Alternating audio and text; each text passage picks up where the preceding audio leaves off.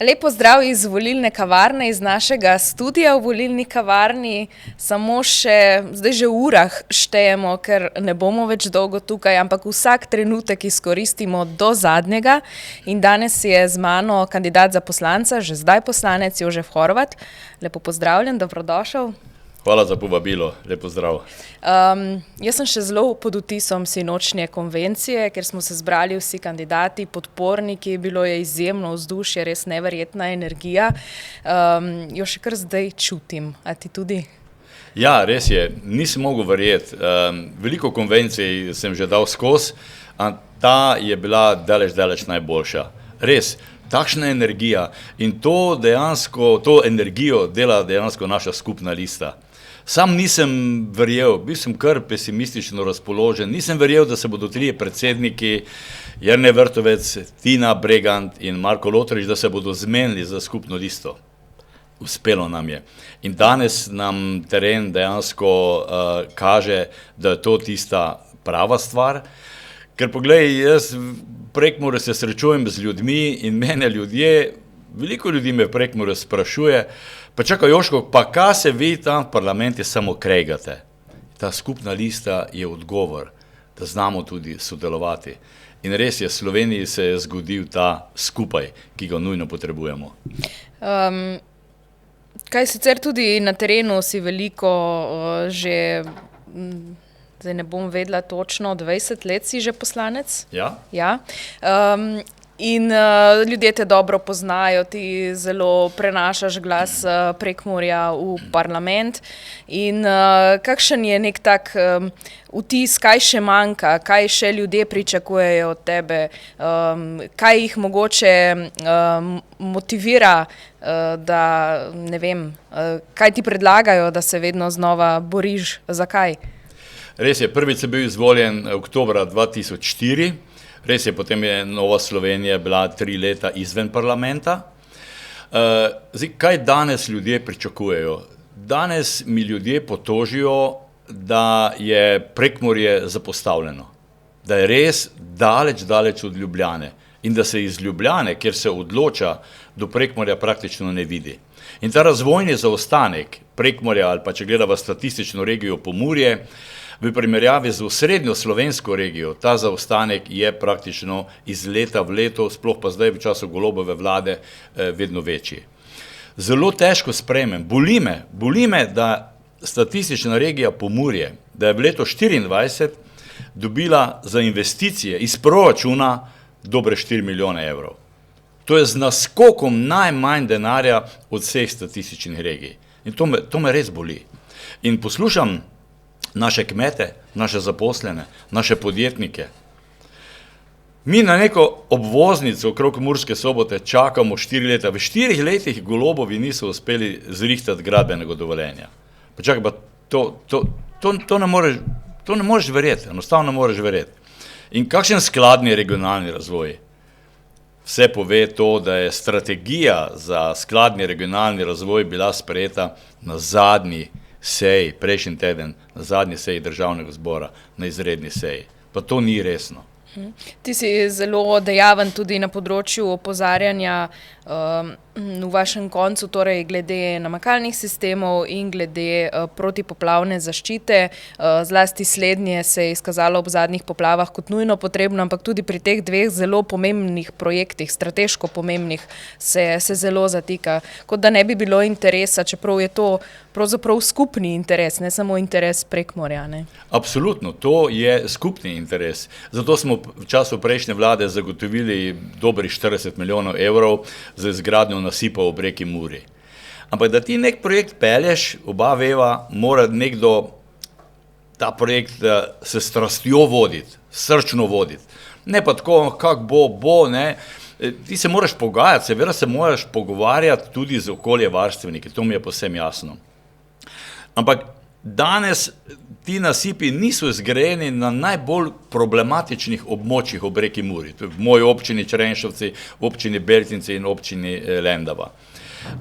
Tako da, če nam bodo ljudje zaupali, da bomo vodili Slovenijo v naslednjem mandatu, bo to ena prvih prioritet, da se bomo vsedli skupaj z vsemi deležniki in dejansko ta objekt, nasip, ki je zelo preprost objekt, tudi izgradili.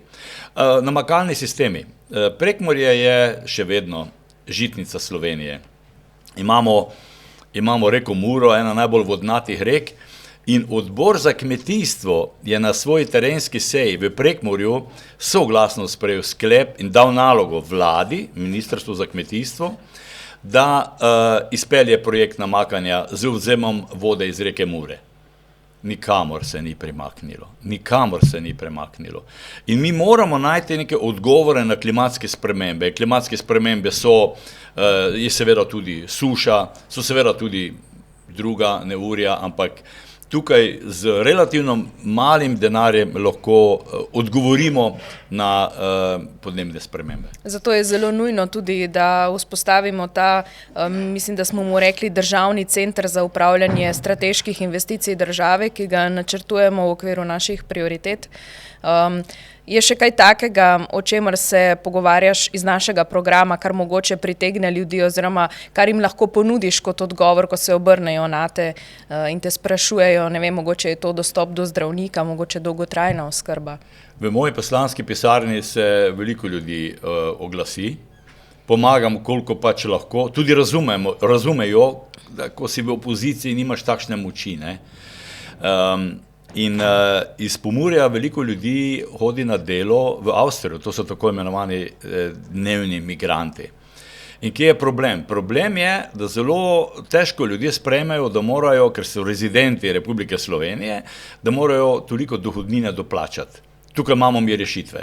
Dohodninski zakon, imamo ga spisanega, imamo v načrtu, da ga sprejmemo v prvih 100 dneh, dvignemo splošno olajšavo in na ta način se približamo splošne olajšavi v Avstriji, kar pomeni, da bo ta razlika za doplačilo praktično minimalna ali pa je s časom sploh ne bo. Ne. To je ena od pomembnih stvari. Na drugi strani, ja, dolgotrajna oskrba. Jaz moram tu zelo jasno povedati, da je minister Maljevac dejansko na Prekmurje pozabil. 5-krat sem ga spraševal, 5-krat za izgradnjo dislocirane enote doma starejših v Črenšovcih. In 5-krat mi je lagal. Res je, da minister laže, naj si pač ljudje v njem ustvarijo svojo podobo, svoje mišljenje. In očitno je dejansko dolgotrajna oskrba ena velika laž levice, in na nek način, ko dolgotrajne oskrbe ni, to vidim v mojem sorodstvu, da ne deluje, sploh ne dolgotrajna oskrba na domu, je to na nek način ena oblika evtanazije, ki so jo levičarji hoteli tudi z zakonom uzakoniti. Pa pojdiva zdaj malo bolj na neko osebno raven, če dovoliš. Naj tudi povem, da se tikava zaradi tega, ker sva sodelavca, ne? Ne glede na to, da si človek, ki bi mu lahko že rekli, da si starosta slovenske politike. Kako se spreminja človek, ko je dolgo v politiki? Politika spremeni njega, on spreminja politiko. Tudi sam sem vesel, da se lahko tikava in sem hvaležen, da si se tako, Andreja, da si se tako temeljito pripravila na ta pogovor. Ja, ugotavljam, da je pravzaprav politika maraton. To ni šprint, politika je maraton. Normalno, da politika tudi človeka spremeni, ne kar se tiče vrednot. Vrednote so na nek način vsakemu privzgojene in to enostavno zastopam. Zato sem tudi v Novi Sloveniji, ki smo nasledniki slovenskih krščanskih demokratov in jasno je, da je ena prvih naših vrednot dostojanstvo človeka, svoboda, ampak ne gibanje svoboda, svoboda v našem smislu, svoboda, ki je povezana z odgovornostjo, kot siamska dvojčka, potem pravičnost, pomeni pravna država in varnost.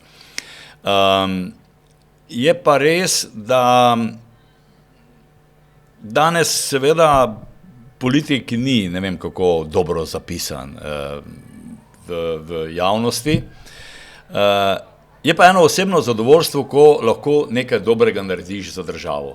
In to je potem tisto, ko se znova in znova odločaš za kandidaturo, za nove napore, za nova usklajevanja, ker če želiš kaj doseči, moraš se dejansko veliko pogovarjati. Sam s svojim enim glasom od 90 ne dosežeš nič. Zato se je potrebno pogovarjati, usklajevati, vedno, ko si v koaliciji in ko si v opoziciji. Jaz nimam nobenega sovražnega odnosa do nobenega ministra. Z nekaterimi zelo dobro sodelujem, smo tudi na ti in edino na ta način se nekaj da doseči. Je pa res, ko si koalicijski poslanec, ko je tvoja vlada, potem lahko res veliko narediš. In to je potem tisto največ, kar ti daje en notranji mir, eno zadovoljstvo. Je zaradi vsega tega, kar opisuješ, mogoče tudi lažje sprejeti kakšno osebno žrtev zate? Vem, da si jo sprejemal, pravzaprav jo sprejemaš že vseh teh 20 let, ne? Ja, žrtev je recimo ta, ampak to zavestno sprejmeš, da si dejansko ločen od svoje družine. Prekmurski poslanec, če želi dobro delati, mora biti vsaj 5 dni na teden v Ljubljani. In to velja za mene praktično 20 let. Ne. Kar pomeni, da si stran od svoje družine, od žene in tako naprej. Ne. Ampak kot rečeno, ta žrtev na nek način se odtehtajo jo dosežki, ki jih uspeš narediti v državnem zboru. In seveda v državnem zboru naše najmočnejše orodje je beseda. Hvala Bogu, samo beseda. Ne.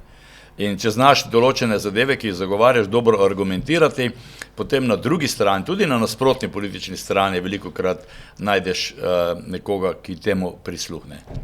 Kaj pa bi o tebi presenetilo ljudi, ki te morda poznajo samo kot poslanca? Kaj bi jih presenetilo, kaj bi jim, če bi slišali, bi rekel, ja, tudi to je Jože, a ne? Ne vem, mogoče pečeš piškote, pa ne vem, na kakšne posebne načine zabavaš svoje vnuke. Ja, to imamo doma razne igrice, ker moram biti enkrat v takšni vlogi, drugič v drugačni vlogi, ker mi enostavno režiserke so moje vnukinje, ne. Mi povejo, dedi ti boš zdaj to, dedi ti boš zdaj to in pač tem to vlogo moraš sprejeti, ne. Režiserke so glavne. Ne.